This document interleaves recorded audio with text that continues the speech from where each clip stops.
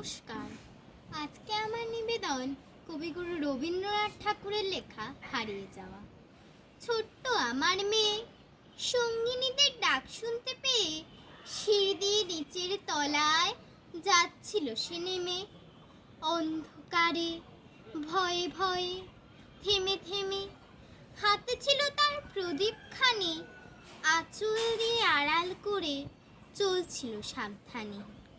আমি ছিলাম ছাতে, তারায় ভরা চৈত্র মাসের রাতে। হঠাৎ মেয়ের কান্না শুনে উঠে দেখতে গেলেন ছুটে। সিঁড়ির মধ্যে যেতে যেতে প্রদীপটা তার নিভে গেছে বাতাসেতে। সুধাই তারে, কি হয়েছে বামি?